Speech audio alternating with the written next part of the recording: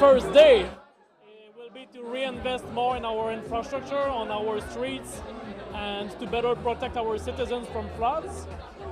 So, Laval was built in the 60s and the 70s, so now a lot of the streets that we built back then, now they need love. They need to be remade again.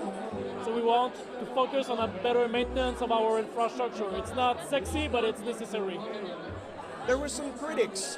There was some criticism about that during the campaign from the other candidates for mayor. They really wanted to focus on that, and they felt as though it was not being focused on enough over the last 4 years.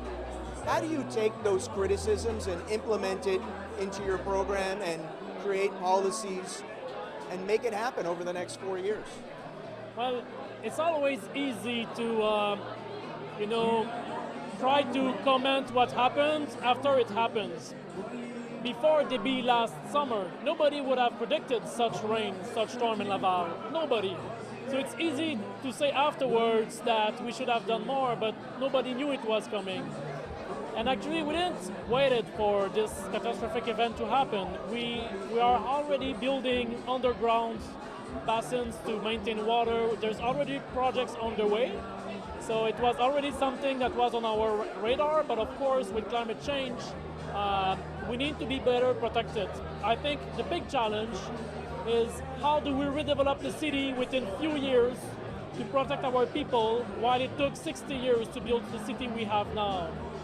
So, of course, when you're in the opposition, it's easy to just, make big statements, but it's not that easy to make them happen, and it needs to be realistic. One of the things that I'm proud is that, I spent 8 years as city councilor, now 4 years as mayor. I've never bullshitted people. I was always straightforward with people. When it was not possible, I was saying it. And to me, this is a way to keep la confiance, to keep the confidence of the people. I think to say the truth and to give the right time is always a good thing for a long-term relationship. So I give, the right time to people. Well, I've spent in the last few months, I did 200 events. I've met with thousands of people. And what always comes up is the fact that as the third biggest city in Quebec, we have only one hospital. We have only one cégep that is full, that is rejecting people by thousands every year. We have very few public transits. In the last few years, we were told as cities to build more housing because there was a housing crisis. That's what we're doing in Laval. We've doubled the amount of housing being built. But now the public transit needs to keep up and the education system needs to keep up.